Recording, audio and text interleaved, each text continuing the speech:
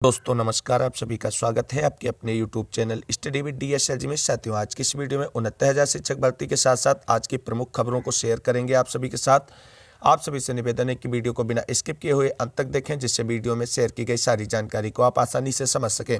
Video में आगे बढ़ने से पहले छोटी सी रिक्वेस्ट है कि प्लीज़ वीडियो को लाइक करें, दोस्तों में शेयर करें तथा चैनल को सब्सक्राइब करके बेल आइकन जरूर दबाएं, क्योंकि हमारे द्वारा हमेशा यही प्रयास रहता है कि आपको सही सटीक जानकारी देने का कार्य किया जाए इस चैनल के माध्यम से। तो आइए साथियों, शुरू करते हैं आज का वीडियो। सबसे पहले आज की प्रमुख खबरों को डिस्कस करते हैं, उसके बाद 69,000 शिक्षक भर्ती में आंसर की प्रकरण और 6800 मामले में हाईकोर्ट ऑर्डर पर महत्वपूर्ण अपडेट आप सभी के साथ डिस्कस करेंगे। तो आप सभी लोग वीडियो में अंत तक बने रहें। आज की महत्वपूर्ण अपडेट है कि भर्तियों की परीक्षा तिथियां नहीं है, नए आयोग की सरगर्मी बढ़ी। क्या है खबर, जान लेते हैं विस्तार से साथियों। तो आप सभी को बता दें, उत्तर प्रदेश में बेसिक से लेकर उच्च शिक्षण संस्थानों में शिक्षकों व कर्मचारियों की भर्ती के लिए उत्तर प्रदेश शिक्षा सेवा चयन आयोग के गठन की सरगर्मी एक बार फिर से बढ़ गई है। इस नए आयोग का मसौदा पहले ही कैबिनेट से पास हो चुका है, अब बस गठन की देरी है। सहायता प्राप्त महाविद्यालयों में असिस्टेंट प्रोफेसर के 1017 और एडेड कॉलेजों में शिक्षकों के 4163 पदों पर भर्ती के लिए आवेदन लेने के महीनों बाद परीक्षा तिथि घोषित न करने का यह एक प्रमुख कारण माना जा रहा है। परीक्षा तिथि को लेकर आयोग और बोर्ड दफ्तर में संपर्क करने वाले प्रतियोगी छात्रों को वहां के जिम्मेदार ऑफ द रिकॉर्ड यही बता रहे हैं कि वह सभी भर्तियां अब नए आयोग के माध्यम से कराई जाएंगी। 3-4 महीने में आयोग के गठन की औपचारिकता पूरी होने का अनुमान लगाया जा रहा है। ऐसे में उत्तर प्रदेश शिक्षा सेवा आयोग ने असिस्टेंट प्रोफेसर भर्ती के लिए 31 अगस्त तक आवेदन लिए थे। इसके लिए तकरीबन 1 लाख अभ्यर्थियों ने फॉर्म भरा है। परीक्षा तिथि घोषित करने की मांग को लेकर के अभ्यर्थी कई बार आयोग पर प्रदर्शन कर चुके हैं, लेकिन अब तक परीक्षा को लेकर तस्वीर साफ नहीं। इसी प्रकार उत्तर प्रदेश माध्यमिक शिक्षा सेवा चयन बोर्ड ने प्रशिक्षित टीजीटी के 3539 और पीजीटी के 624 पदों पर भर्ती के लिए 16 जुलाई तक आवेदन मांगे थे। इसकी परीक्षा तिथि भी अब तक घोषित नहीं की गई है। तो आप साथियों, जो अपडेट निकल करके आ रही है वो यही है कि टीजीटी पीजीटी हो और चाहे असिस्टेंट प्रोफेसर भर्ती परीक्षा का एग्जाम नए आयोग के गठन के बाद ही किया जाएगा। तो आप सभी को टीजीटी पीजीटी भर्ती परीक्षा का इंतजार अभी और लंबा करना पड़ सकता है साथियों। तो आप सभी लोग इस भर्ती परीक्षा में जिन्होंने फॉर्म भरा है वो अपनी तैयारी को फोकस करते रहें, क्योंकि सरकार इतनी जल्दी इस परीक्षा को कराने के मूड में नजर नहीं आ रही, वरना अब तक नए आयोग का गठन हो जाता, क्योंकि कैबिनेट से मामला पहले ही पास हो चुका है। और एक और कांटा फंसने वाला है यूपी टीजीटी पीजीटी भर्ती परीक्षा को लेकर के। उत्तर प्रदेश शिक्षा सेवा आयोग और माध्यमिक शिक्षा सेवा चयन बोर्ड के अध्यक्षों का कार्यकाल क्रमशः फरवरी और अप्रैल में पूरा होगा। प्रोफेसर ईश्वर शरण विश्वकर्मा ने फरवरी 2018 में उच्चतर से वीरेश कुमार ने 8 अप्रैल 2018 को चयन बोर्ड की कमान संभाली थी। उनका कार्यकाल पूरा होने के बाद नए आयोग के माध्यम से चयन प्रक्रिया शुरू होने की बात की जा रही। चयन बोर्ड के सदस्यों के सभी 10 पद अप्रैल से खाली होने के बावजूद सदस्यों की तैनाती न होने की मुख्य वजह रही है बताई जा रही। चर्चा में चयन बोर्ड कार्यालय ने ही नया आयोग संचालित होगा। तो जब तक नया आयोग नहीं गठित होता और सदस्यों की नियुक्ति प्रक्रिया नहीं पूरी होती, तब तक टीजीटी पीजीटी भर्ती परीक्षा की तैयारी करने वाले अभ्यर्थियों को केवल अपनी तैयारी करनी चाहिए, क्योंकि सरकार जब चाहेगी तभी इसकी परीक्षा कराई जाएगी। तो हम सभी को और लंबा इंतजार करना पड़ सकता है टीजीटी पीजीटी भर्ती परीक्षा से एग्जाम डेट को लेकर के। देखना है कब सरकार इस पर कार्रवाई करती है, कब नए आयोग का गठन करती है और टीजीटी पीजीटी के साथ असिस्टेंट प्रोफेसर भर्ती परीक्षा की डेट घोषित की जाती है। जो भी अपडेट होगा चैनल के माध्यम से आप सभी के साथ शेयर करेंगे। अब बात करते हैं आज की एक और बड़ी खबर के बारे में। शिक्षक भर्ती का संशोधित परिणाम जारी करने के लिए हाईकोर्ट से आदेश जारी। क्या खबर है, जानते हैं विस्तार से। हाईकोर्ट ने आदेश पर उच्चतर शिक्षा आयोग ने किया संशोधन। शारीरिक शिक्षा, संस्कृत, अर्थशास्त्र और गणित के परिणाम बदले गए हैं। कुल पदों की संख्या संस्कृत में 74 है, अर्थशास्त्र के 100 है, गणित के 96 और शारीरिक शिक्षा के 23 पद है। उत्तर प्रदेश उच्चतर शिक्षा सेवा आयोग ने विज्ञापन संख्या 50 के तहत असिस्टेंट प्रोफेसर के 4 विषयों का अंतिम संशोधित परिणाम बुधवार को घोषित कर दिया है। और ये संशोधित परिणाम हाईकोर्ट के आदेशानुसार पर पुनर्मूल्यांकन के बाद शारीरिक विषय में 4, संस्कृत 21, अर्थशास्त्र 14 व गणित में 12 अभ्यर्थी लिखित परीक्षा में सफल हुए हैं, जिनका साक्षात्कार 15 दिसंबर को कराया जाएगा। तो साथियों, ये उत्तर प्रदेश की ही बात है और उत्तर प्रदेश में अब ऐसी कोई भर्ती नहीं बची है जो हाईकोर्ट जाने से बचे। बाकी इस खबर को आप विस्तृत रूप में अगर पढ़ना चाहते हैं आप, तो डिस्क्रिप्शन में दिए गए टेलीग्राम चैनल को ज्वाइन करें या टेलीग्राम पर जाकर के सर्च करें विदाउट स्पेस स्टडी विद डीएसएलजी, और वहां से इस खबर को डाउनलोड करके आप पूरा पढ़ सकते हैं। अब बात कर लेते हैं आज की एक और प्रमुख और बड़ी खबर के बारे में। अब एक बड़ी खबर यह है, माध्यमिक शिक्षा सेवा चयन बोर्ड की एक और भर्ती पहुंची हाई कोर्ट। आप सभी को अभी बताया है कि उत्तर प्रदेश की सारी भर्तियां हाई कोर्ट पहुंच रही हैं। क्या है मामला? प्रशिक्षित स्नातक शिक्षक यानी टीजीटी एवं प्रवक्ता समग्र पीजीटी 2021 प्रधानाचार्य भर्ती 2011 कानपुर मंडल प्रधानाचार्य भर्ती 2013 का परिणाम कोर्ट के आदेश के चलते देने वाले उत्तर प्रदेश माध्यमिक शिक्षा सेवा चयन बोर्ड के विरुद्ध एक और भर्ती मामले में याचिका दाखिल हुई। याचिका टीजीटी जीव विज्ञान 2011 का परिणाम घोषित करने की मांग को लेकर के अभ्यर्थियों ने हाई कोर्ट में लगाई है, जिस पर सुनवाई शुरू हो गई और इसकी परीक्षा 17 जून 2016 को कराने के बावजूद परिणाम जारी नहीं किया गया। चयन बोर्ड ने 2011 में टीजीटी भर्ती परीक्षा के लिए विज्ञापन जारी किया था। इसमें जीव विज्ञान विषय के 83 पद भी शामिल थे। जून 2016 में परीक्षा के बावजूद परिणाम घोषित न करने पर अभ्यर्थी कई बार चयन बोर्ड पर प्रदर्शन कर परिणाम घोषित करने की मांग कर चुके हैं। अभ्यर्थी हिमांशु मिश्र व 4 अन्य ने परिणाम जल्द घोषित करने की मांग को लेकर के हाईकोर्ट में याचिका लगा दी है और पिछली कुछ भर्तियां हाईकोर्ट के आदेश पर पूरी करने वाले चयन बोर्ड को अब इस मामले में जवाब दाखिल करना पड़ेगा। कोर्ट ने सुनवाई की तिथि 3 जनवरी 2023 निर्धारित की। टीजीटी जीव विज्ञान संघर्ष मोर्चा के अध्यक्ष जितेंद्र यादव ने बताया कि चयन बोर्ड की ढिलाई के कारण 12 वर्षों में यह भर्ती पूरी नहीं हो सकी है और बोर्ड अध्यक्ष वीरेश कुमार का 5 वर्ष का कार्यकाल अप्रैल 2023 में पूरा होने को है। उनके कार्यकाल में भी परिणाम घोषित नहीं हुआ। अब कोर्ट से ही न्याय की उम्मीद अभ्यर्थियों को की जा रही है। तो देखना है इस मामले में भी हाई कोर्ट की तरफ से क्या आदेश आता है, अभ्यर्थियों की नियुक्ति का आदेश जारी किया जाता है या कुछ और ही आदेश जारी किया जाता है। जो भी अपडेट होगा चैनल के माध्यम से शेयर करेंगे। अब आज की एक प्रमुख खबर को और शेयर करते हैं आप सभी के साथ। साथियों आप सभी को बता दें, उत्तर प्रदेश में नई शिक्षक भर्ती को लेकर के जो प्राथमिक लेवल पे मांग की जा रही है, अभ्यर्थियों के द्वारा लगातार प्रशिक्षित बेरोजगार अभ्यर्थियों के द्वारा नई शिक्षक भर्ती की मांग की जा रही है और अभी तक उस पर कोई भी विभाग में सुगबुगाहट नहीं है कि इतने पदों पर शिक्षक भर्ती जारी की जाएगी। अब बात आपको बता दें, इस शिक्षक भर्ती में आप सभी को और थोड़ा विलंब देखने को मिल सकता है, क्योंकि अब पहले जो सुपर टेट एग्जाम होता था प्राथमिक शिक्षक भर्ती के लिए उसे पीएनपी कराता था, लेकिन अब पीएनपी कोई भी शिक्षक भर्ती का एग्जाम नहीं कराएगा। ऐसे में शिक्षक सेवा चयन आयोग का गठन करना ही सरकार के लिए बड़ी चुनौती बना हुआ है और जब तक शिक्षक सेवा चयन आयोग का गठन नहीं किया जा सकता है तब तक आपको बता दें नई प्राथमिक शिक्षक भर्ती की उम्मीद तो छोड़िए, जो शिक्षक भर्तियों के फॉर्म भराए गए हैं उनकी भी एग्जाम डेट अभी तक घोषित नहीं की जा सकी और न ही घोषित करना संभव है। तो हम सभी को नए शिक्षक सेवा चयन आयोग के गठन तक का इंतजार करना पड़ेगा, चाहे लंबित शिक्षक भर्तियों के एग्जाम डेट को लेकर के हो या नई प्राथमिक शिक्षक भर्ती को लेकर के हो। जो भी अपडेट होगा इसके बारे में, कब आयोग की गठन किया जाएगा, तो उसके बारे में जो भी अपडेट निकल करके आएगा आप सभी के साथ शेयर करेंगे।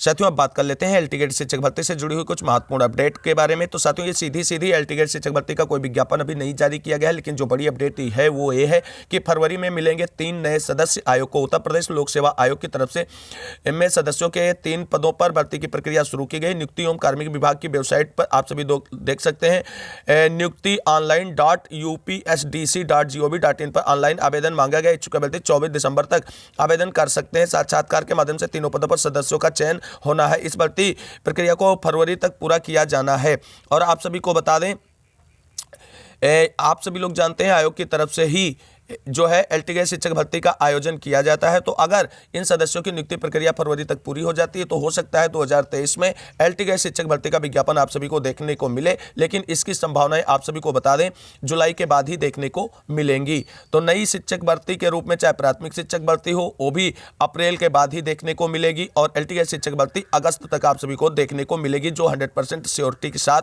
पक्का माना जा रहा है कि इस वर्ष एलटी गेट शिक्षक भर्ती जरूर आएगी। इसकी 100% संभावनाएं हैं। बाकी सरकार क्या सोचती है, क्या करती है, तो सब सरकार पर ही डिपेंड रहेगा। अब बात कर लेते हैं आज की एक अन्य प्रमुख खबर के बारे में। साथियों ओबीसी आरक्षण को लेकर के बड़ी खबर आज की निकल करके आ रही है, जो ये है ओबीसी की स्थिति जाने बिना ना दे आरक्षण। इलाहाबाद हाईकोर्ट के लखनऊ खंडपीठ में निकाय चुनाव में ओबीसी आरक्षण को चुनौती दिए जाने के मामले में दाखिल याचिकाओं पर बुधवार को भी सुनवाई जारी रही। कोर्ट में याचिकाओं ने दलील दी कि ओबीसी वर्ग की राजनीतिक स्थिति का आकलन किए बिना आरक्षण नहीं तय किया जा सकता है। समय की कमी के चलते सुनवाई पूरी नहीं हो सकी। कोर्ट ने सुनवाई गुरुवार तक बढ़ा दी है। इस दौरान निकाय चुनाव की अधिसूचना जारी करने पर रोक भी जारी रहेगी। यह आदेश जस्टिस देवेंद्र कुमार उपाध्याय और जस्टिस सौरभ लवानिया की पीठ ने वैभव पांडे व अन्य की ओर से दाखिल याचिकाओं पर सुनवाई करते हुए दिया है। याचिका अधिवक्ता डॉक्टर लालता प्रसाद मिश्र ने दलील दी कि सरकार ने जिस तरह से ओबीसी आरक्षण जारी किया है वह गलत है। उनका तर्क है कि निकाय चुनाव में पिछड़े वर्ग को मिलने वाला आरक्षण नौकरियों अथवा दाखिले इत्यादि में दिए गए वाले आरक्षण से भिन्न है। यह एक राजनीतिक आरक्षण है, न कि सामाजिक, शैक्षणिक अथवा आर्थिक। तो देखना यह है कि इस पर हाई कोर्ट की तरफ से क्या आदेश सरकार को जारी किया जाता है, क्या उस पर सरकार एक्शन लेगी। जो भी अपडेट हाई कोर्ट की तरफ से निकल करके आएगा ओबीसी रिजर्वेशन पे आप सभी के साथ उसे शेयर करेंगे।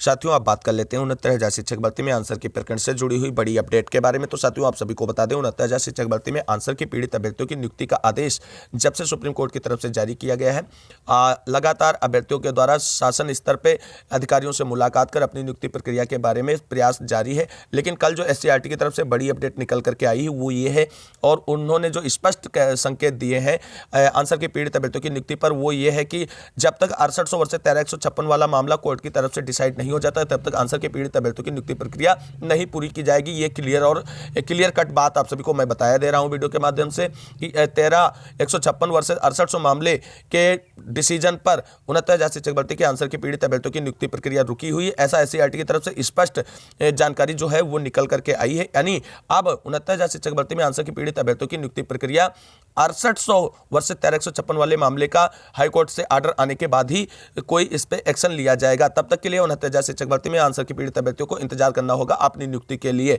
अब देखना यह है कि 6800 वर्सेस 13156 वाला मामला जो हाईकोर्ट में रिजर्व है और आप सभी लोग जानते हैं उसके डिलीवर होने का काउंटडाउन शुरू हो चुका है। तो अब ये आर्डर डिलीवर होने के बाद जिस फेवर में ये आर्डर जाएगा उसी पे बेसिस आप सभी की नियुक्ति प्रक्रिया होगी जो 69,000 शिक्षक भर्ती में आंसर की पीड़ित अभ्यर्थी हैं। तो ये थी 69,000 शिक्षक भर्ती में आंसर की पीड़ित अभ्यर्थियों के लिए बड़ी अपडेट।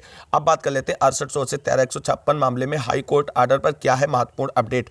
तो आप सभी साथियों को बता दें कि मैंने कल चैनल के माध्यम से 2 अलग अलग लोगों के वीडियो अपलोड किए थे जिसको आप सभी ने देखा है। तो आप सभी साथियों को बता दें कि अभी तक हाई कोर्ट की तरफ से स्पष्ट संकेत ये नहीं मिला कि कौन जीत रहा है, लेकिन सभी जो पार्टीज हैं वो अपने अपने पक्ष को जिता रही हैं। 6800 वाले 6800 को जिता रहे हैं और याची लाभ वाले याची लाभ को जिता रहे हैं। बाकी जो 4 कैटेगरी के हैं, चारों कैटेगरी के लोग अपने अपने पक्ष को जिता रहे हैं। लेकिन अभी सब जीत रहे हैं क्योंकि अभी सभी का जो रिजल्ट है वो एग्जिट पोल है, आप समझ लीजिए, और एग्जिट पोल में तो आप जानते हैं सभी जीत रहे होते हैं।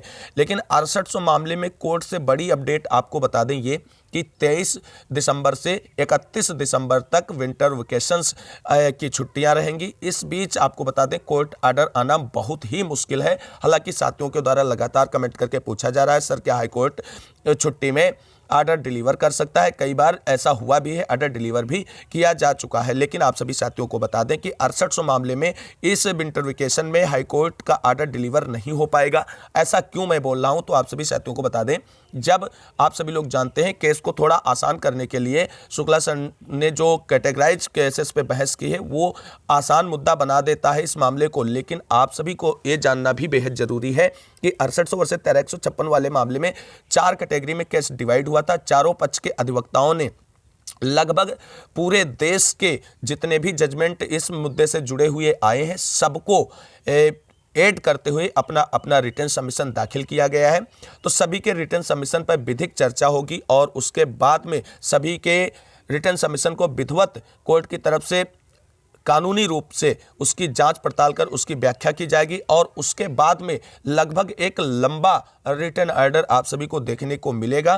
तो जो विंटर वेकेशन है इसमें आप सभी को बता दें बिल्कुल श्योर हो जाइए कि 6800 वर्सेस 13156 वाले मामले का ऑर्डर नहीं आ रहा है। आप सभी को नए साल का इंतजार तो करना पड़ेगा ही, लेकिन जनवरी के फर्स्ट वीक में 100% चांसेस है कि 6800 वर्सेस 13156 वाले मामले का ऑर्डर आ जाएगा। और आप सभी को बता दें सरकार के जो अधिवक्ता है और सरकार है और विभाग वहां से जो जानकारी सीक्रेटली निकल करके आ रही वो ये है कि सरकार पूरी तरीके से 6800 को जिताने के फेवर में है।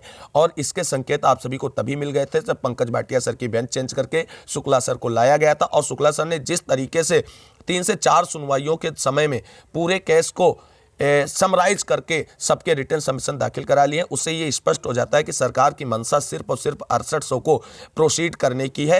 हालांकि कोर्ट अगर उसमें याची लाभ को साथ में प्रोसीड करने का आर्डर देती है तो सरकार को इसमें कोई दिक्कत नहीं होगी, लेकिन सरकार पूरी तरीके से 6800 की नियुक्ति प्रक्रिया के लिए प्रतिबद्ध नजर आ रही और वो 6800 को ही आगे कंसीड करेगी, ये बिल्कुल 100% आप मान के चलिए। तो 6800 में चयनित भाई बहनों की नियुक्ति प्रक्रिया के साथ साथ 1000 प्लस आंसर के पीड़ित अभ्यर्थियों की नियुक्ति प्रक्रिया जनवरी माह में एक बड़ी कार्रवाई देखने को मिलेगी। आप सभी लोग पूरी तरीके से आश्वस्त हो जाएं अपने मामले को लेकर के, क्योंकि 6800 मामला अब सरकार के लिए एक गले की फांस बन चुका है और इसका साफ सुथरा और स्वच्छ निस्तारण बहुत ही आवश्यक है और इसके लिए कोर्ट में कुछ समय लग सकता है तो लगे, लेकिन एक नीट एंड क्लीन आर्डर आना चाहिए जिससे आगे इसमें कोई विधिक कार्रवाई ना बने। हालांकि ये स्पष्ट है कि जो अपोजिट पार्टीज हैं वो अगर 6800 के फेवर में डिसीजन आता है तो डीबी या एससी जरूर जाएंगी भी, उनका हक है जाएं, लेकिन सरकार आप सभी को बता दें 6800 को प्रोसीड करते हुए उसकी नियुक्ति प्रक्रिया के लिए तत्पर नजर आ रही। और अगर ऑर्डर आ जाता है तो आपको बता दें कि जनवरी माह में आप सभी लोगों की नियुक्ति प्रक्रिया का विस्तृत कार्यक्रम जारी किया जाएगा विभाग की तरफ से, ऐसी पूरी तैयारी की जा चुकी है। ये थी आज की महत्वपूर्ण अपडेट। अगर आप सभी में से किसी भी व्यूअर्स का कोई 6800 वर्सेस 13156 मामले पे क्वेरी है तो आप कमेंट करके पूछ सकते हैं, उसका अपनी समझ के अनुसार हम आंसर देने का प्रयास करेंगे। इस वीडियो को अंत तक देखने के लिए आप सभी का बहुत बहुत धन्यवाद। मिलेंगे अगली वीडियो में, तब तक के लिए सभी साथियों को जय हिंद, जय भारत, वंदे मातरम। आप सभी साथियों का दिन शुभ हो।